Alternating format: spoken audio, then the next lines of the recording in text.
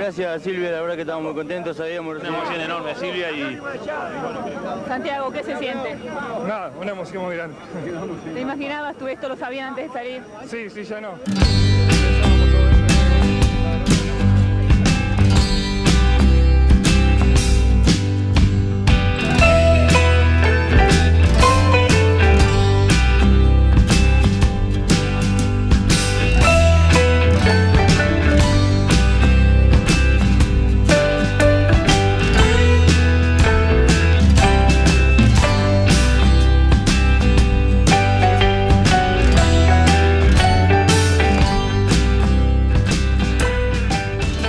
¿Por qué estamos en el Francini?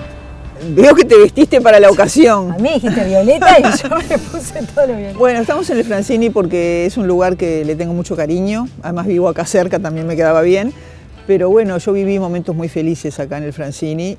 Hay una historia que corría el año 2016, más o menos yo cubría Peñarol, tuve un problema y me bajé de Peñarol y me mandaron a cubrir Defensor Sporting, que en ese momento estaba peleando arriba con los grandes, o sea, porque nunca se le da en el diario a un equipo de los llamados chicos tanta trascendencia, pero como Defensor estaba ahí arriba peleando todo, yo venía todos los días a cubrir la práctica como que fuera un grande, como hacemos con Nacional y con Peñarol. Y la verdad que fui muy feliz acá porque los jugadores de los cuadros en desarrollo te tratan de otra forma porque son más agradecidos. No, le haces una nota y después te escriben, una nota chiquita así de media página y te escriben al otro día, que muchas gracias, la nota buenísima, lo del grande jamás. Dirigía a Eduardo Acevedo en ese momento, ¿no? Ellos ganaron la apertura, fueron campeones y terminaron definiendo con Peñarol el uruguayo y lo perdieron. Un día pasó todo, Eduardo ya se había ido de Defensor, no me acuerdo bien, estoy en mi casa haciendo no sé qué ahí, cosas de la casa. Suena el teléfono, atiendo, Eduardo. Silvia, ¿estás en tu casa? Sí, salí que tengo una cosa para vos. Yo vivo frente a un supermercado al que él va siempre, o sea que él sabía que yo vivía ahí por eso. Salgo y me da una medalla de la AUF, la original, de campeón Defensor Sporting del torneo Apertura, y me dice, esto es tuyo, vos te lo merecés porque fuiste parte de nosotros. Entonces, a ver, en todos los años que tengo de profesión nunca me había pasado algo así, me emocionó realmente, la tengo colgada en mi dormitorio y la adoro, ¿viste? O sea que este lugar me trae muchos buenos recuerdos. Eso es un momento muy orgulloso, en 31 años de carrera, en una carrera que todavía para los que sabemos un poco del medio, los que conocemos lo que es el tema para las periodistas, las comunicadoras y más que nada para la parte de periodismo deportivo, es como un camino empinado. Hay un camino empinado. Sí, fue difícil al principio, ¿no? La gente no le gustaba que hubiera una mujer hablando de fútbol. Yo empecé en emisora Alfa y a los meses en el informativo de Canal 5, que se llamaba Primer Informe y era muy visto, rompió un poco con los esquemas del informativo duro. Era una revista informativa, la primera que hubo en el Uruguay. Y al principio no le gustaba a la gente, no le gustaba a los hinchas, esta que sabe que vaya a lavar los platos, ¿no? Pero bueno, de a poco se fue abriendo un camino. Y yo creo que, yo no soy muy consciente, pero creo que hoy una cantidad de chicas que están trabajando, por suerte, afortunadamente, en lo mismo, ya no pasaron por las cosas que yo pasé al principio. A ver, pintanos, ilustranos el momento, porque hay una anécdota brillante de que cuando tenías que venir a cubrías la cancha, ¿no? Y hacías, estabas con todos los periodistas, y ninguno, hasta que nadie te daba pelota. Sí, eso fue en el hasta estadio. Hasta que un día te miraron y dijeron, ¿eso fue penal o no fue penal? Sí, gracias. Sí, eso fue en el Estadio Centenario, en la bancada de prensa. Yo iba, eran todos hombres, no había una mujer. Me sentaba ahí, todos me miraban como diciendo, ¿esta qué hace acá? Que se vaya. Y muchas veces me sentí tan incómoda que bajé a la platea, vi el partido de la platea, que no se ve nada porque está al ras del campo. Y después pensaba, no, tengo el mismo carnet que ellos, el mismo derecho que ellos, y volví a subir. Y un día alguien me preguntó algo sobre una jugada y bueno, ahí se rompió un poco el hielo, pero al principio fue bastante difícil. ¿Y cómo te lo hacían sentir? ¿Por qué sentías porque irse de un lugar sabiendo que te correspondía es porque había presión? Y me miraban como diciendo, ¿qué haces? Esto no es tu lugar, andate. O sea, y alguna vez me fui, lo reconozco. Y después me di cuenta que no y volví. ¿Y cambiaron los compañeros o cambió la generación? Con respecto al creo que se acostumbraron, ¿no? También había algún colega que no voy a nombrar, que todavía hoy sigue trabajando, que yo terminaba de salir al aire en Canal 5, yo trabajaba con José María Mancilla, que era mi compañero en la parte de deportes, lo llamaba porque trabajaba con él en la radio y le decía que yo era horrible, que no podía salir al aire, o sea, capaz que era horrible, ¿no? Al principio a uno siempre le cuesta, pero digo, una actitud muy fea de alguien que seguramente quería estar en ese lugar, porque o sea, no solo era una mujer, sino que trabajaba en la tele, donde de repente mucha gente quiere estar y de repente no puede llegar, ¿no? O sea, me pasaron cosas duras, pero seguimos adelante y por suerte, porque a veces hay un dicho que dice que lo difícil no es llegar sino mantenerse, y bueno, creo que para una mujer haber trabajado todos estos años, la mayoría del tiempo en televisión, que es el medio que no es el que más me gusta, pero es el que tiene más repercusión, creo que fue importante. Porque la parte, justamente, la televisión te dio mucha visibilidad, 17 años, no podemos dejar de hablar de esos 17 años en Estadio 1, yo era una de las 8 que miraba con mucha atención, y hay una cosa que está muy buena que sale también en La Diaria y lo rescato porque es una columna que habla de tu impronta y de la forma en la que vos te presentás y la forma en que vos hablás y desarrollás un periodismo que es mucho de análisis y que para esta persona que escribía en la columna decía, todo el mundo analiza y a veces hasta que los propios periodistas deportivos como que se quieren escuchar su propia voz y siguen hablando e inflando una cosa y se desmadra, ¿no? Para un lado y para el otro. Pero Silvia Pérez, decía la columna, es sobria, no crucifica a los jugadores, sino cuando están en mal o tuvieron un mal día o un mal partido. Y eso marcaste como una impronta personal con esa forma de hacer. Hoy en día, y no voy a decir que yo lo inventé, porque obviamente no lo inventé, pero cuando yo empecé a trabajar en esto, no se estilaba preguntarle al jugador de nada que no fuera lo estrictamente que pasaba en una cancha. Nadie le preguntaba, bueno, tus hijos, ¿cuántos hijos tenés? ¿Dormiste anoche? No sé, porque el jugador a veces le va mal, porque tiene problemas, como cualquiera de nosotros, pero eso nunca se reflejaba. Y a mí siempre me gustó mostrar un poco en mis notas la otra parte del jugador, o sea, el ser humano que está detrás del jugador, que de repente no cobró, de repente no durmió de noche, de repente, y por eso le fue mal en la cancha y a la gente no le importa, porque al hincha le importa que le vaya bien y punto. Entonces siempre traté un poco de agarrar para ese lado. Y por eso cuando a mí Julio me invitó para estar en Estadio 1, yo le pedí tiempo para pensarlo, porque no me veía. Porque no le dijiste que sí. No le dije. No me veía en esa mesa donde todo el mundo estaba, Lalo Fernández, Ariel Del Bono, todos popes del periodismo, él como un loco golpeando la mesa, y yo no me veía ahí, porque además yo considero que lo mejor que hago, viste, cada uno tiene un fuerte en el periodismo, hay uno que consigue información, el otro comenta, el otro... Yo creo que lo mío, lo mejor es la entrevista. Yo no me veía tampoco analizando ahí, no es que no lo pueda hacer, he hecho análisis de partido, he ido a cubrir Copa Libertadores, pero no es lo que más me gusta. Entonces me llamó a la semana y me dijo, ¿lo pensaste? Deme otra semana más, le dije. Él no entendía nada. Y fue Jorge Sabia, que era mi jefe en el diario El País en ese momento, que me dijo, vos sentate ahí, decí lo que pensás. ¿Y por qué te llamaron? ¿Por qué te decía Julio que te estaban llamando a vos? Me dijo, quiero poner porque cuota femenina no existía en ese momento. No, pero Julio tiene esas cosas, que de repente uno lo tiene encasillado como un ser de una manera, pero tiene esas otras. Él me llamó y me dijo, quiero poner una mujer en la mesa de Estadio 1 y creo que tenés que ser vos. Eso me dijo. Igual después, cuando por fin dije que sí, iba a empezar el lunes siguiente, sacó un aviso en los diarios que decía las mujeres a lavar los platos, no sé qué, y estaba mi foto. Buenísimo. El primer día que fui a salir. Entonces cuando yo fui al programa yo di un delantalito y le dije, vengo a lavar los platos. No, pero yo que se le reconozco a Julio eso, y yo sigo extrañando Estadio 1 hasta hoy, porque no era solo, era una fuente laboral que se perdió, era un lugar muy independiente que creo que la gente sigue extrañando, y era el reencuentro con los compañeros donde la pasábamos muy bien. A mí la gente hasta el día de hoy en la calle me dice, ¿cuándo vuelve Estadio 1? Y es una lástima que se haya perdido, pero bueno.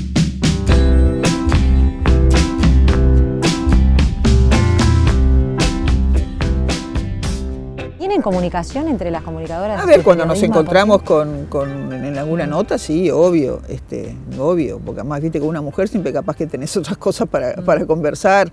Creo que con la que más empatía tengo es con Nadia Fumeiro de BTV, que cuando yo cubría Peñarol, por ejemplo, nos encontrábamos siempre y siempre estábamos charlando.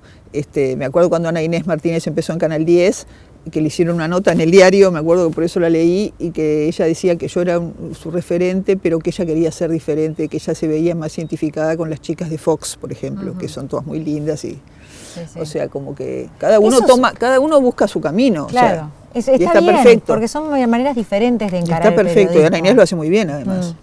Igualmente, eso y saltó en la prensa, y no todas que estamos en los medios nos quedamos como un poco con esa sensación de que no fuimos al Mundial, de que las mujeres periodistas deportivas no fueron al Mundial. De hecho, hablas de Ana Inés Martínez. Ana Inés tampoco tuvo la oportunidad después de tantos años. Sí, yo tampoco nunca fui a un Mundial. ¿Y en tu caso? Estuve a punto de ir y me perjudicó Suárez. ¿Cómo es? Porque estuve a punto de ir al Mundial de Brasil. Porque fueron ese día, esa vez fueron 2 periodistas, 2 fotógrafos, habíamos hecho una gran cobertura, claro, veníamos de Sudáfrica, de lo bien que nos había ido, el diario apostó a mandar mucha gente, y bueno, si Uruguay pasaba a la segunda fase, yo iba. Es más, mis compañeros habían alquilado una casa y me mandaban la foto, este es tu dormitorio, te está esperando, me embromaban. Y bueno, Suárez mordió, pasó todo lo que pasó, pasamos a la segunda fase, pero nos eliminó Colombia enseguida, y yo, ¿sabes dónde vi el partido ese? En la puerta de la casa de Suárez, que me mandaron a cubrir, que habían puesto una pantalla gigante, o sea que por culpa de Suárez no fui al Mundial de Brasil. En Ciudad de la Costa. Sí, exactamente, ahí mismo vi el partido Uruguay-Colombia que perdimos con gol de James Rodríguez.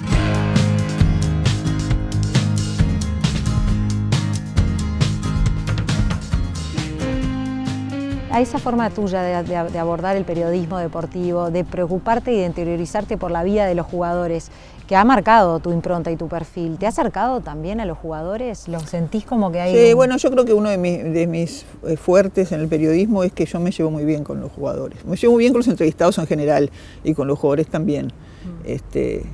Creo que yo una vez durante un tiempo trabajé en el suplemento de los domingos del diario El País, donde escribía sobre deportes, pero en el suplemento del domingo.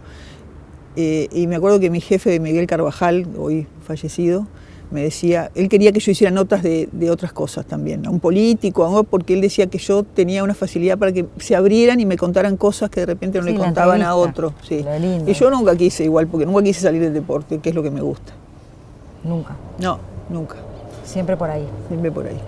Y siempre por ahí, no importa la presión, no importa de dónde venga. Tuviste un episodio con Peñarol, que de hecho lo hablábamos al principio de la entrevista,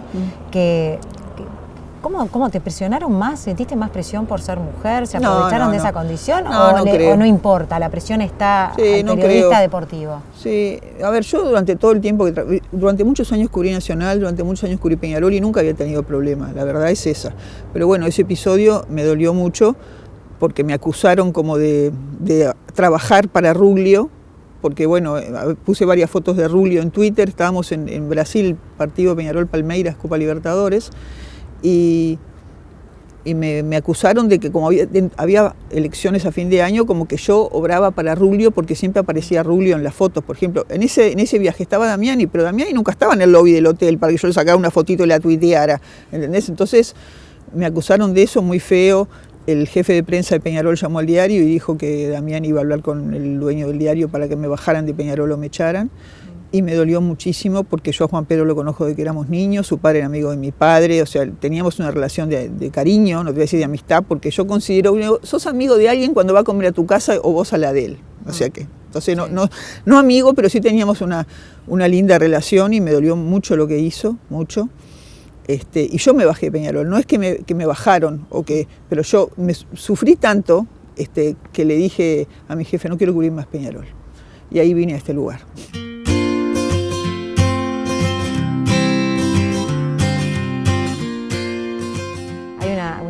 Una cuestión un poco filosófica de decir que a veces preferimos que nos obliguen a algo y hacer caso omiso de poder elegir. Vos podés elegir o estar obligada a cumplir con el sistema, a jugar el partido, a jugar la jugada. Podés decir, bueno, esto es como se juega, este es el partido, esto es así. Yo creo que nunca lo hice y quizás no me Porque elegir también implica cerrarse puertas o riesgos. Generar enemigos. Sí, totalmente. A ver, yo tengo una manera de ser que ya a esta altura de la vida no la voy a cambiar, que es ser muy frontal, ¿viste? Y no es bueno. Ahora, yo sé que no es bueno, porque muchas veces le he dicho a mi jefe cosas que él no quiere escuchar, y yo se las digo igual. Y además mis compañeros la piensan, pero no la dicen, y yo sí. Y yo me juego en contra, y lo sé, pero bueno, a esta altura ya no vamos a cambiar, ¿viste? Muchas veces le he dicho a algún jefe, me decepcionaste como jefe por esto, y estás haciendo esto que no es, y a nadie le gusta, sé que a nadie le gusta que le digan las verdades, pero bueno, ya está eso. ¿Hay puertas que se te cerraron por eso? Y sí, yo creo que sí. Pero bueno, ya está. Ya está. ¿Y hay presiones, son reales las presiones dentro del fútbol y a los periodistas? Creo que pocas. O sea, no es lo mismo que en la política. O sea, obviamente no es lo mismo que en la política. Pero sí, han pasado cosas como esta que te conté, o años antes un compañero lo sacaron de cubrir Nacional por una cosa que puso. O sea, hay capaz que un dirigente que llama y dice, no, a esta sácamela, o a este sácamelo, sí, pero no creo que mucho menos que en otros ámbitos, ¿no? ¿Alguna vez dijiste, cierro todo, me voy, me vuelvo a veterinaria? ¿Por qué no seguí con la carrera de veterinaria? Capaz que al principio, ¿no? Cuando empecé en Canal 5 y era todo muy duro y la gente decía, capaz que ahí muchas veces me costó lágrimas porque viste que las profesiones que tienen que ver con el ego de la gente son embromadas. Entonces a veces tu propio compañero vos sentías que te estaba clavando un cuchillo en la espalda por salir 30 segundos más que vos en la cámara. Y a mí todo eso me dolía y me hacía llorar y a veces dije, capaz que estoy trabajando en una farmacia, no tengo estos problemas. Capaz que los tenía igual, de otra manera, o sea, no lo sé. Pero bueno, no lo hice, me quedé. ¿Y qué te convenció a quedarte? Y supongo que me gustaba, o sea que por más que no es el periodismo no es mi vocación, yo quería ser o veterinaria o profesora de educación física, pero bueno, me gusta mucho lo que hago. ¿Qué tiene que ver tu papá?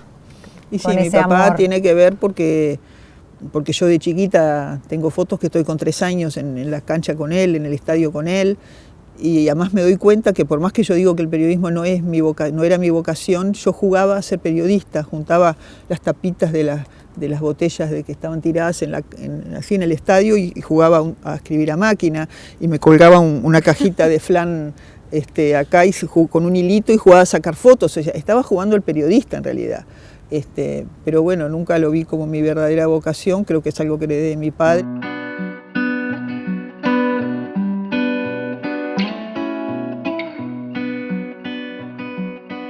Me acuerdo en la Copa América del 95, yo estaba embarazada de mi hija, iba a Los Aromos donde concentraba Uruguay, el equipo dirigido por el Pichón Núñez, que ganó la Copa América después, acá de local, con una panza así, cada vez más, una panza así, ya por parir, iba a hacer notas, y Álvaro Gutiérrez me decía, vamos a salir campeones y le vas a tener que poner Gloria Celeste. Me decía, no, siempre me embromaba con lo mismo, ¿está?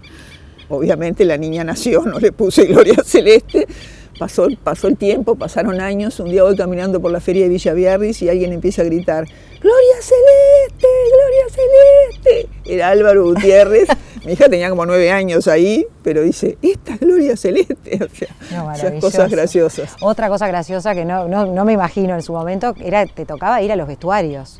¿Cómo era el tema de ir a cubrir vestuarios? Claro, porque en ese momento el periodista entraba al vestuario, cosa que hoy ya no hace. Sí, ¿no? Ya no, qué lástima. Hoy hay conferencias de prensa, sí. Que para mí es el antiperiodismo. El antiperiodismo, porque vos pedís el micrófono, haces una pregunta y enseguida tenés que dar el micrófono que va a la otra punta. Entonces, si yo quiero de repente repreguntar algo, ya no puedo porque el micrófono está en el otro lado.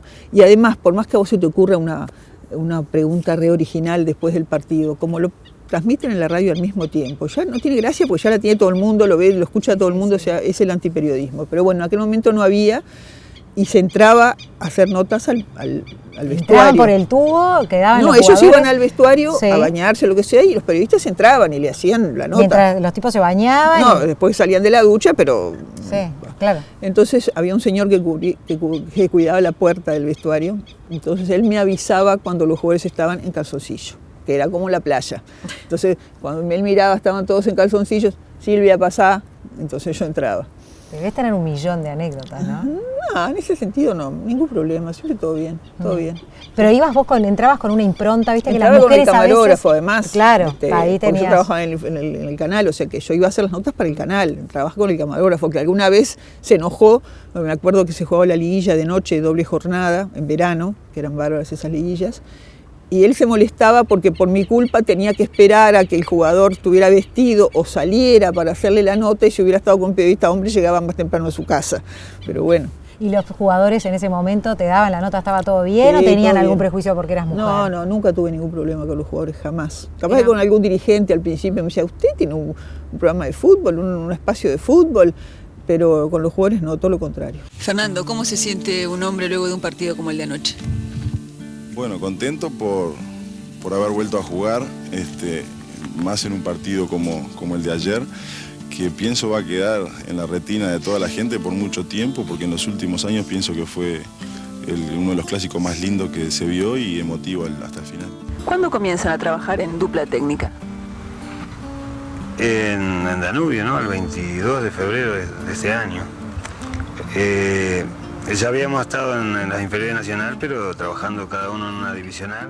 ¿Qué le hizo cambiar de parecer? Al menos ayer todo indicaba que Núñez volvía a España. No, realmente llevo 4 o 5 días de máxima tensión, con una serie de divagancias internas positivas y negativas.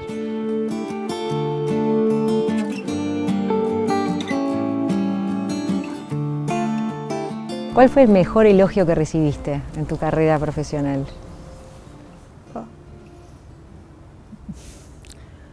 No recuerdo, capaz que ese que te conté de la medalla que me llevó Eduardo, ¿no? Capaz que eso fue lo que más me gustó y lo que más me emocionó. O sea, obvio que hay, por ejemplo, hablábamos de Juan Pedro y yo le hice a Juan Pedro una nota para el suplemento del domingo, cuando yo trabajaba en el suplemento del domingo del diario, cuando él no era nada más que el hijo de su padre, de José Pedro. No estaba en la UF, no estaba en Peñarol. Y yo le hice una nota a ver cómo había sido, porque su padre era un tipo maravilloso, pero con una personalidad muy particular. Y yo imaginé que ser el hijo para él tenía que haber sido muy, muy duro, muy difícil. Y él me contó cosas porque yo pensaba que había tenido todo en bandejita, ¿no? Y no. El padre lo obligaba a trabajar de cadete en el estudio y si sus amigos se iban de vacaciones y él trabajando en el estudio de su padre, y un día llovía torrencialmente y él le dijo, papá, hoy no voy. Y el padre le trajo unas cosas que se ponían arriba de los zapatos, no me acuerdo cómo se llamaba, galochas. Las polainas. Para la lluvia, se para ponían arriba del zapato y lo hizo ir a trabajar igual, ¿no? Y él tuvo, capaz que hoy ya no la tiene, durante mucho tiempo esa nota la tuvo encuadrada en su oficina. Yo me acuerdo que a veces yo iba a hacerle notas y veía la nota ahí, era también un orgullo, ¿no? Capaz que hoy la sacó definitivamente.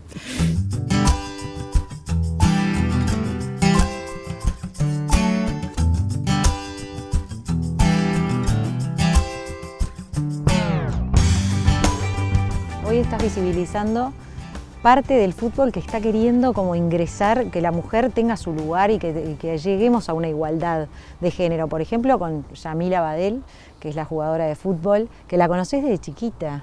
Sí, Yamila es una crack, Yamila. Le hice la primera nota, tenía 9 años, Yamila.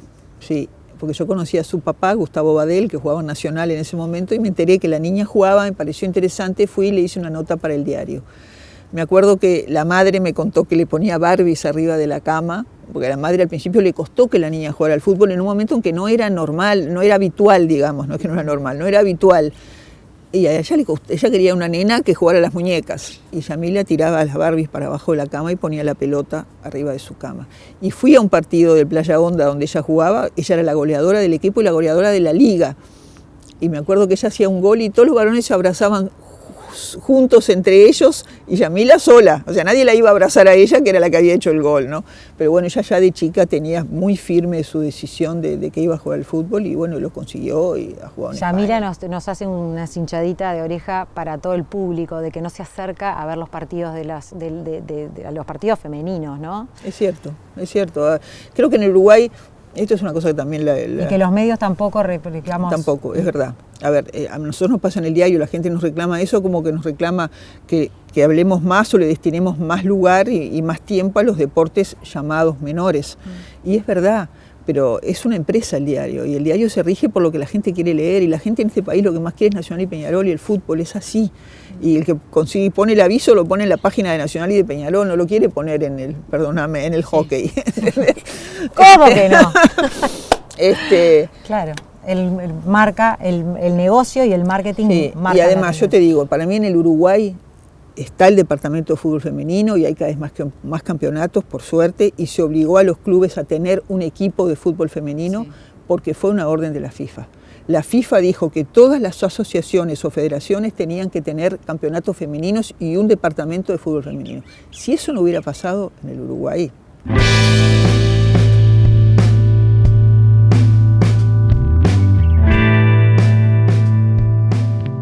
Hablando un poco en general, en cómo estamos en referencia a la presencia de la mujer a nivel institucional, de los clubes, en las dirigencias, ¿hay machismo? Sí, machismo hay, sigue habiendo. Quizás hay mucho menos que antes.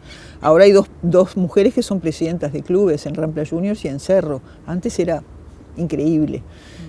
Obvio que igual estamos años luz atrasados a otros países, a Europa, por ejemplo, donde ya nadie se sorprende de que una mujer ocupe cargos importantes, cargos dirigenciales o que esté en el periodismo. Yo me acuerdo cuando yo empecé, que le fui a hacer una nota a Juan Ramón Carrasco en una de sus tantas vueltas a Nacional y me habían dicho, Carrasco, ojo con lo que es Carrasco. Y él fue todo lo contrario y me dijo, me parece bárbaro que estés trabajando en esto. En otros países hay muchas mujeres que lo están haciendo, acá no, lo que precises, y se puso a mis órdenes y fue bárbaro. Y después nos hicimos amigos, pero creo que igual estamos avanzando. Capaz que con pasitos pequeños, como somos los uruguayos, ¿no? Que somos a veces muy conservadores en algunas cosas, pero estamos avanzando. Vos sos referente de muchas, pero ¿quién era tu referente, Silvia, cuando empezaste? ¿Tenías alguna mujer? No. ¿No había nadie? No había. Por eso mucha gente cree que yo soy la primera, y yo no soy la primera. Yo fui la primera en televisión y eso hace que tengas otra visibilidad.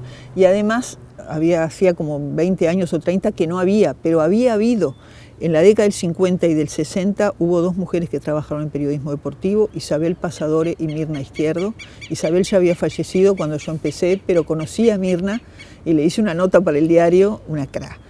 A veces me llama todavía Mirna y ella, que yo pensé, si para mí fue difícil, para ella 30 años antes de haber sido mucho peor. Y no.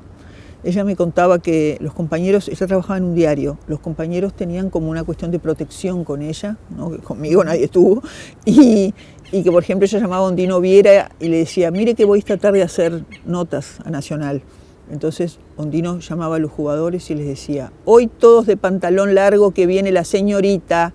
Imagínate, otro mundo. Otro Pero mundo. no había sido más difícil para ella, había sido más fácil. Qué increíble eso.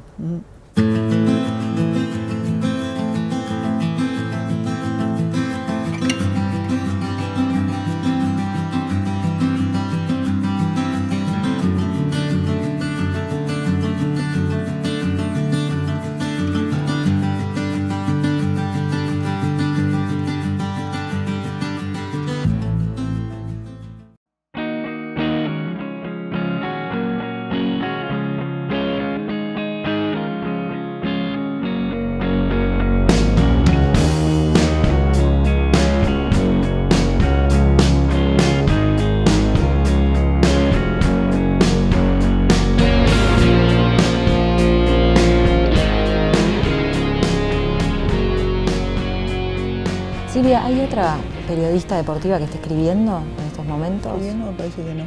Yo tuve en un momento dos chicas trabajando acá, Guillermina Luzuriaga, que escribía de básquetbol, y Mariela Muñoz Díaz, que escribía de deportes llamados menores, no te enojes, y fue bárbaro tener otras dos mujeres, porque, viste, con las mujeres hay otra cosa. Yo estoy tan acostumbrada a trabajar con hombres, que a veces mis oídos se cierran solos cuando empiezan a hablar boludeces, se me cierran los oídos, y bueno, fue bárbaro trabajar con ellas. Igual, lamentablemente, duraron poco en el diario, pero fue una experiencia muy linda para mí.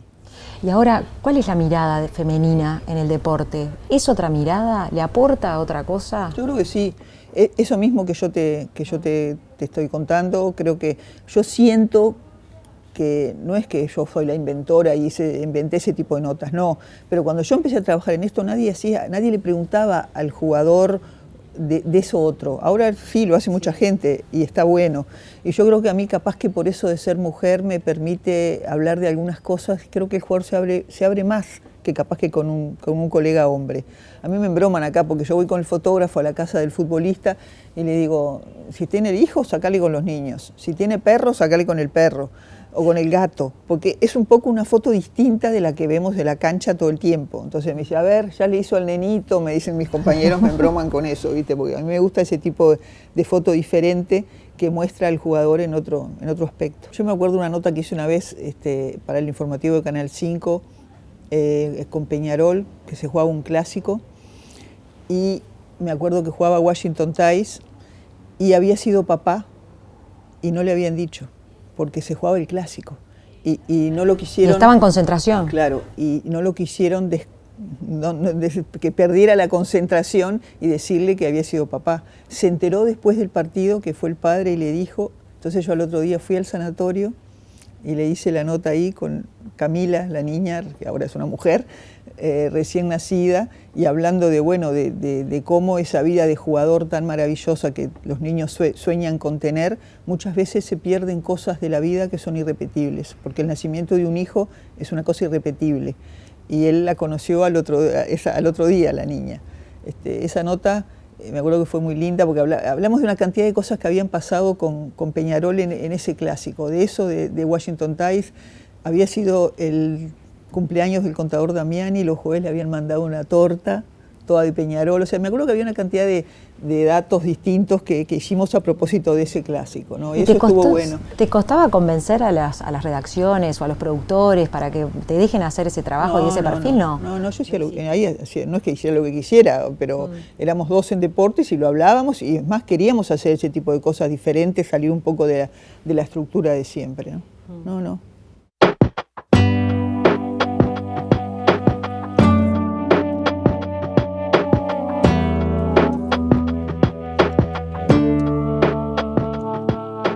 Buscan muchas mujeres jóvenes para pedirte consejos, ¿ves como que hay más interés en las mujeres de hacer periodismo deportivo? Sí, bueno, muchas veces me pasa eso, pero no solo con mujeres, también con muchachos, porque viste que cuando se reciben tienen que hacer una tesis o algo, y muchas veces me han hecho notas para esa tesis, chicas y varones también. ¿Y es más fácil, los ves que es más fácil ahora para las mujeres hacer carrera en el deporte, o todavía sigue siendo difícil? Es más fácil, sí. Que cuando yo empecé, sin duda. Sin duda. Es más fácil, mucho más fácil. Hoy nadie se sorprende de ver a una mujer trabajando en periodismo deportivo, y está buenísimo. Pero creo que tampoco todavía se ha logrado que tenga una igualdad con el hombre, no creo. No, todavía no, y creo que falta.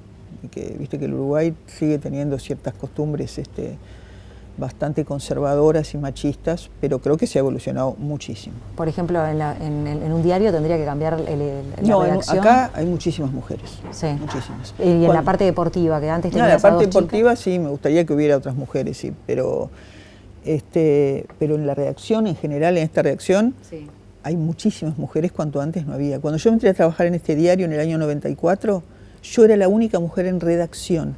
Había mujeres, pero trabajaban en los suplementos, en el suplemento de los sociales, en el suplemento de los domingos, no trabajaban en la redacción propiamente dicha. Hoy creo que hay más mujeres que hombres, y hay mujeres que tienen cargos importantes en el diario, que son las que deciden y cortan el bacalao. O sea que en ese sentido el cambio ha sido abismal.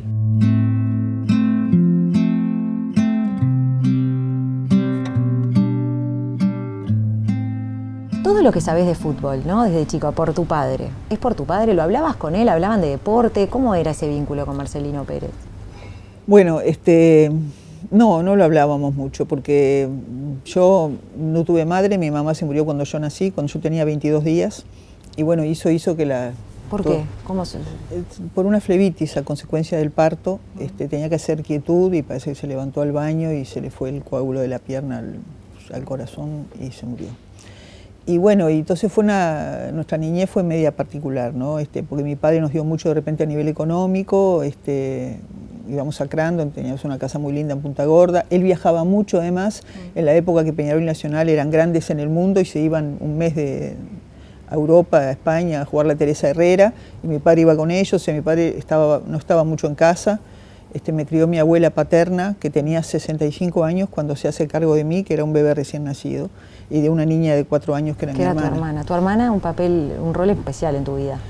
Y mi hermana, al menos, o sea, fuimos a un colegio bilingüe, y por ejemplo, mi hermana me ayudaba a mí a hacer los deberes, porque no tenía quien me ayudara, ella no lo tuvo, pero ella al menos tenía un recuerdo de mi madre que yo no tengo. Entonces, mi padre no era de hablar mucho, pero obviamente yo seguí sus pasos, obviamente yo quise hacer lo que él hacía. ¿Te dijo en algún momento, él te vio? No, porque cuando yo empecé a trabajar en esto, él ya había fallecido. Entonces, ¿así que nunca te vio ejercer, nunca te vio llegar a...? Nunca, entonces siempre me quedé pensando, ¿le hubiera gustado o no? ¿Se sentirá orgulloso de mí? La pregunta, ¿no? o no, capaz que no le gustaba que yo hiciera lo mismo que él, no lo sé. No lo sé. Además, trabajando en esto, me he enterado de cosas de mi padre que yo desconocía, porque yo cuando empecé a trabajar en esto, había 2 compañeros que habían trabajado con mi padre, acá en este mismo diario. Y entonces me contaban cosas de mi padre que a mí no me parecía mi padre, porque en mi casa era medio estricto de más. Y acá ¿te encontraste con tu padre en la profesión que elegiste? Sí. Sí, sí. Y sin embargo, no era la primera, digo, porque quisiste estudiar otra cosa. Sí, quise estudiar otra cosa, pero bueno, se dio. No sé, viste, la vida te va llevando a veces por un lado y por el otro. Y bueno, y cuando empecé a trabajar en radio, como que me gustó. Y ¿Cuántos años tenías, Silvia, cuando entraste a trabajar en los medios? No, tenía 32, por ahí.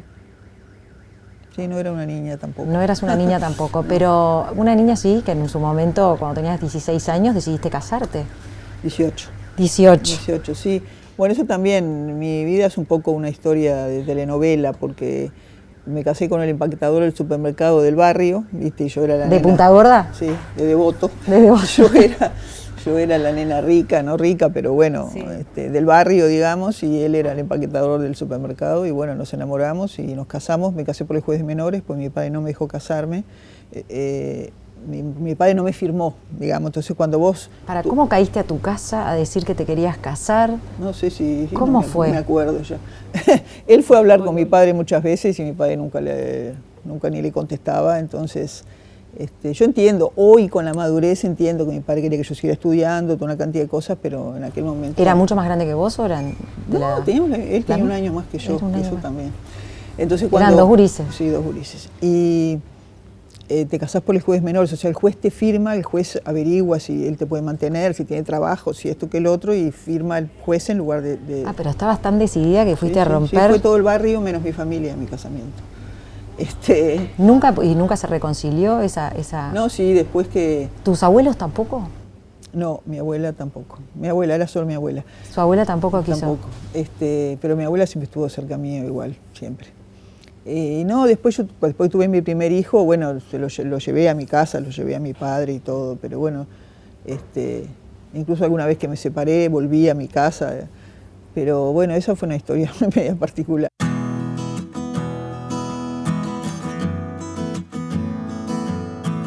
Yo tengo 2 hijos grandes, 2 hijos varones, Daniel y Diego, de ese primer matrimonio. Después nos separamos, yo tuve alguna pareja más, que me considero una persona privilegiada porque me enamoré varias veces en mi vida y creo que el amor es lo más maravilloso que le puede pasar a un ser humano cuando es correspondido, obvio. Y sé que hay mucha gente que pasa por la vida, se casa, tiene hijos, nietos y en realidad no conoció el amor, no conoció el amor. ¿Nunca te importó salir de una relación por quedarte por los hijos? Viste que hay muchas... No, yo también, hoy creo que también dejé muchas veces a mis parejas por una cuestión mía de inmadurez afectiva, ¿no? O sea, yo como mi madre se murió, soy un hijo abandonado. O sea, aunque vos no lo entiendas, sos un bebé que no tuviste el cariño de tu madre, el amamantamiento, todo lo que se necesita. Entonces vos te sentís, te lo vi en terapia años después, ¿no? Vos te sentís un niño abandonado, sos un niño abandonado, aunque ella no se fue porque se murió.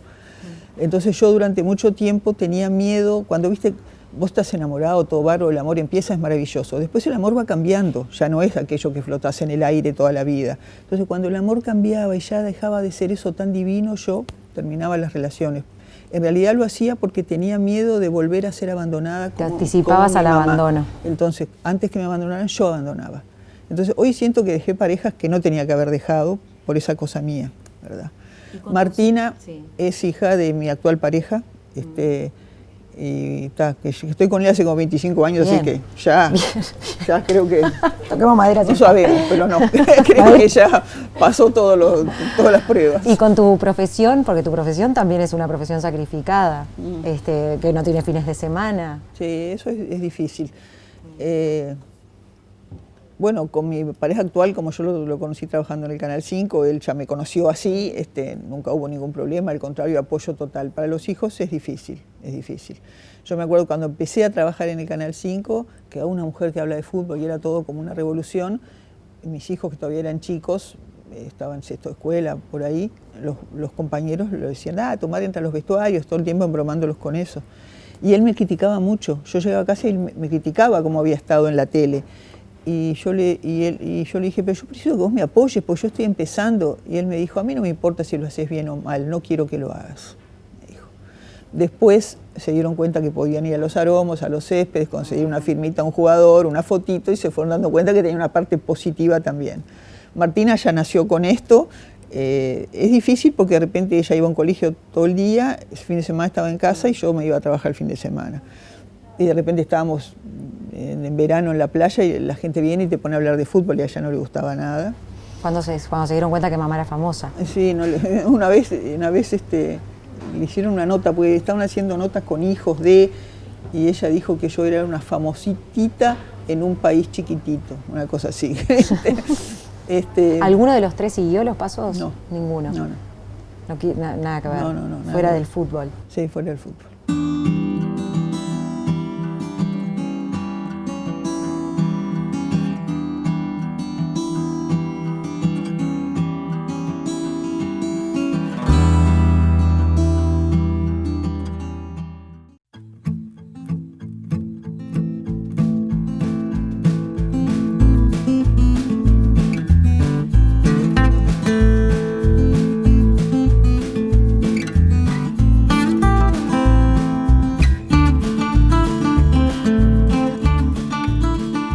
¿Y dónde te ves en un par de años? ¿Dónde te gustaría estar?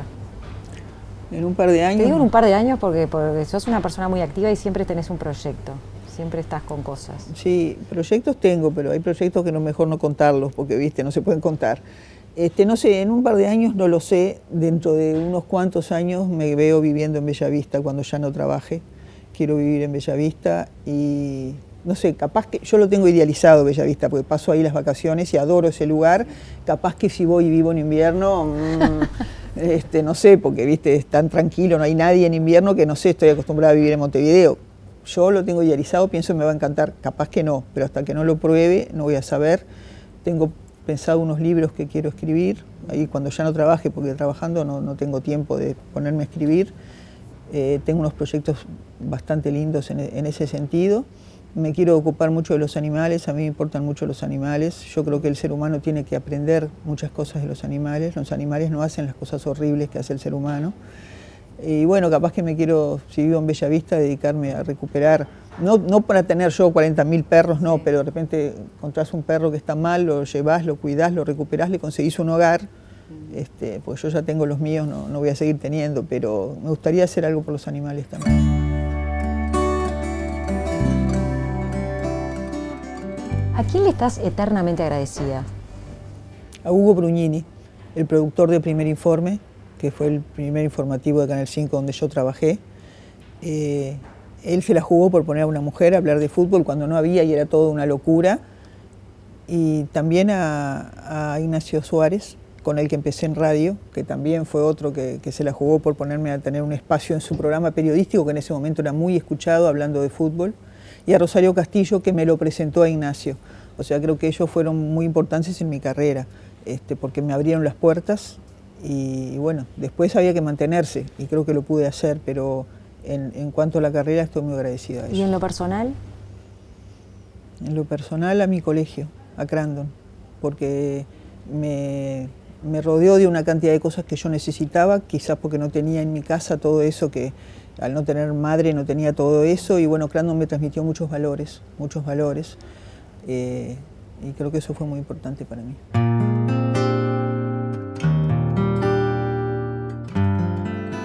Silvia, ¿cuál es tu poder? Capaz que llegarle a la gente, capaz que yo creo que lo mejor que tengo dentro del periodismo deportivo es eso, que de repente me involucro enseguida con la gente y logro que de repente me cuenten cosas que capaz que no le contarían a otro. Pienso mucho en el ser humano siempre, capaz que si es que tengo un poder puede ser ese.